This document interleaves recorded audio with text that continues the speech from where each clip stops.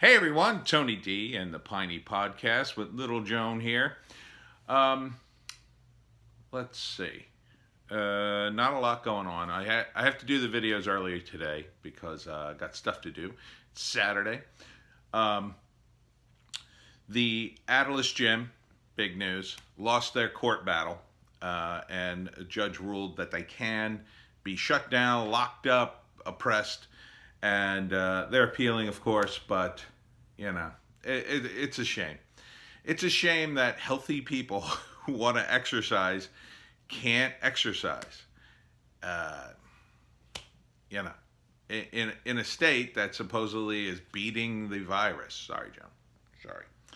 In a state that's supposedly beating the virus, which is what they're touting now. That is, if you believe the numbers. That is, if you don't believe New Jersey government workers wouldn't fudge the numbers. Which, maybe they haven't. Maybe the virus is too important that they'd be afraid to. Or maybe they don't care. I don't know. What I do know is the science is pretty clear. Yes, there is a virus, and the data suggest that if you social distance, wear a mask, and generally wipe things down, you can mitigate the virus. And if you're feeling symptomatic, obviously you'll stay home. The problem is 2-week incubation period, and people don't know they have it, and they walk around and they spread it. And it's particularly prevalent in young people. So the strategy of trying to lock down everyone is a failed strategy. I'm calling it. It's failed. So we need a different strategy, one that's more practical. You could put everybody in jail, and that would be a strategy. It would be a strategy that might work because everybody would be isolated in their own cell and couldn't spread the virus. Would that be practical? No. So you need a balance between what works and what's practical. What is practical is targeting the people who are most vulnerable. It makes no sense to target the people at Atilis Gym. None. Okay? Now, if those same people at Atilis Gym go to visit their grandparent at a nursing home, then you could say, well, have you been wearing a mask? No. Have you been social distancing? Well, I went to Atilis Gym and I didn't social distance. Well, I don't think it's a good idea to come visit your grandparents. And those people would probably say, yeah, you're probably right. And then there could be some sort of alternate thing where they, stand behind a barrier and say hi to their grandparents. But that requires the nursing home to be locked down. And it's not. It's not at all. In fact, nursing home patients, they got sick too. Nursing home nurses got sick too. Some of them even died. So those are the places where we need help. And for the people who have underlying medical conditions. But if you have an underlying medical condition, you should be worried about that all the time anyway.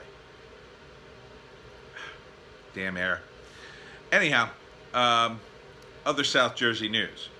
There was a tornado-like event in Burlington, knocked down some trees, knocked down some houses, or damaged some houses, I should say. So watch out for that. If you're driving in that area, I'm sure they're trying to clean it up, or there may be some telephone poles down, so be aware. What was the other thing? Storms are just about done. They always overblow the storms, You would have thought it was like Armageddon was heading down here. Even on my app. And this is getting really annoying. I check my app every day, and it's saying rain, rain, rain all day. I'm like, okay, I guess I'm in for the day. And then rain for a little bit, and then nothing. And it's an hour-by-hour app, It's really annoying to see, like, rain clouds all the way across the day, and then I check the app. It's raining. It's starting to let up. I go, is this going to end? And then suddenly the weather changes and I get an update on the app and it's like, oh, it's not going to rain. You told me it was going to effing rain. Okay? Don't tell me it's going to rain and then have it not rain. Okay? Predict it correctly. I don't know. I got to get a different app. That's what it boils down to. The app that came with the phone, the iPhone, is useless, apparently, in terms of rain. It just annoys the F out of me. I can't get a decent weather forecast anymore. No one knows anything. That's part of the reason I am so against the beer virus stuff, because no one knows anything. These predictions models were all wrong. Hey, I'll be the first to admit my prediction models were wrong. Someone said to me, do you think a lot of people are going to die in the United States? And I said, well, if the 2% death rate holds, we're going to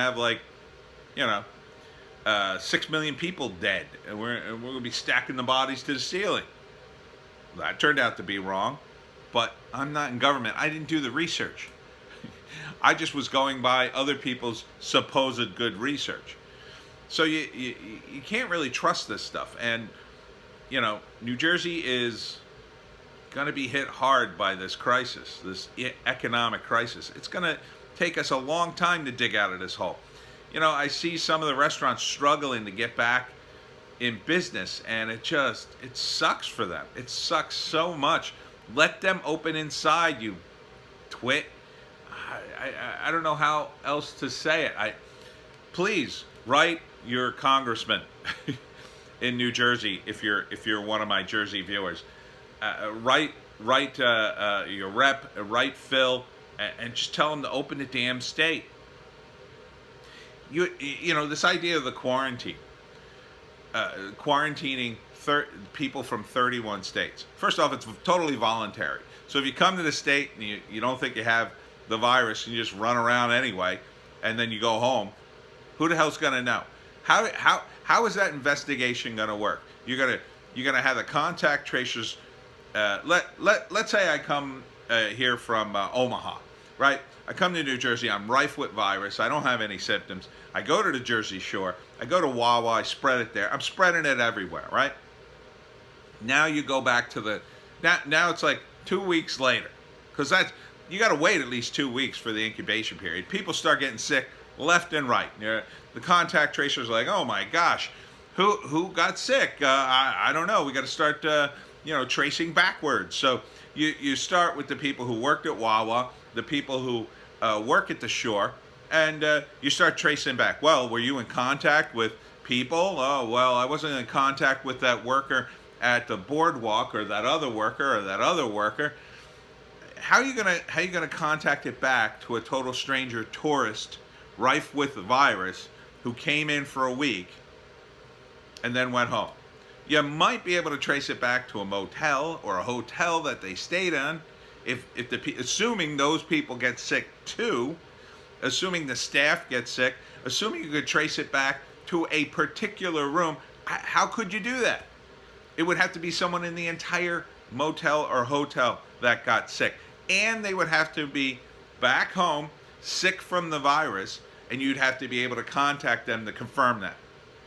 Now I'm back in Omaha after my week spreading germs in New Jersey, and the state of New Jersey calls me up, or I see the number on my phone and I go, I don't know anybody in New Jersey. Who's this? Click. How do you think this is going to work? And do you think sick people want to spread the virus? They don't.